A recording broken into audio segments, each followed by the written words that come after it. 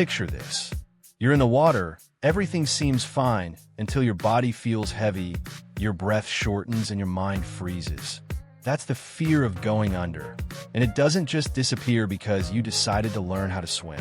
In fact, there are 4 common mistakes most beginners make that silently feed that fear.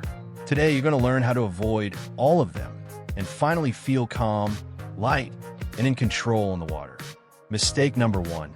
Throwing someone into the water thinking they'll just figure it out. This one usually comes from good intentions, but it goes horribly wrong. You've probably seen it. A parent throws their kid into a pool thinking they'll swim, it's instinct. But humans aren't dolphins. We're Labradors. We're land animals. And that needs to be respected. When someone is exposed to water without emotional or physical preparation, the brain records it as trauma. Many people who are terrified of swimming today, they had exactly that kind of experience. And it doesn't have to be a dramatic scene. Sometimes it's just slipping on the pool steps or a water prank that went too far. Practical example. If you want to help someone feel safe in the water, start in the shallow end. Literally, use the pool's edge, stay where water is waist high.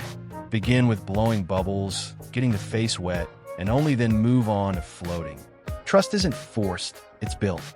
But here's what most people don't realize. Even those who've learned to swim still feel fear. And that leads us into the second mistake. Mistake number 2, thinking fear will disappear with time. Let's be honest, I've been swimming since I was 8, and the fear of drowning never completely left. It sneaks up when you least expect it. I felt it, deeply. A couple years ago, on a vacation trip, I went snorkeling. Calm waters, clear skies, everything seemed perfect. Jane, my partner, had already swum over 100 meters nonstop, so I figured we wouldn't need a life vest. Wrong move. She jumped from the boat, scraped her foot on some coral, started to panic, got tired fast, and called for help. When I reached her, she clung to me in total desperation, and we both started to sink. That moment, that was real fear. I told her to stay calm. But that's the most useless advice when someone's in panic mode. Because anxiety doesn't come from logic. It comes from your amygdala, your survival brain. You don't control it. It controls you. In the end, some other tourists near us gave her a life vest, and we could reach back to the boat. And this brings us to mistake number 3, a very common and dangerous misunderstanding. Mistake number 3, believing floating is easier than swimming. People often say, if I get tired, I'll just float.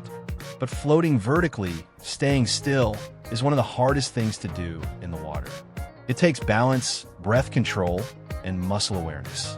That day, the right move would have been to flip onto our backs and slowly swim to the boat. But no one ever taught us that. Not me, not Jane. And when panic hits, you won't remember what you never practiced. Practical example. If you ever feel tired in the water, turn on your back, look at the sky, move your hands slowly beside your body, and flutter kick gently downwards. Practice this now, while you're calm, because in a crisis, your body won't do what your brain thinks it should. It'll only do what it knows. Still, there's a deeper mistake, one that silently blocks thousands of people from ever trying to swim again. Mistake number 4, thinking your fear is irrational, or worse, that it's only yours. This is the one that traps people for life. They think, I'm embarrassed to be afraid. No one else feels this way. Something must be wrong with me. But here's the truth. In the US alone, 46% of people are afraid of going underwater.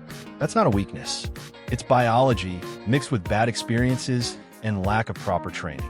And the worst thing you can do is pretend it's not there. If that's you, just know this. Your fear isn't rare, and it isn't irrational. It's just a signal, a message from your body asking to be understood, not ignored. And once you learn how to respond to it, the water becomes something entirely different. Found this helpful? Hit like and subscribe to Prime Health Zone for more real workouts and wellness that actually work. And hey, drop a comment below if this helped you, or if there's something you'd love to see in the next videos. See you in the next one. Stay strong, stay healthy.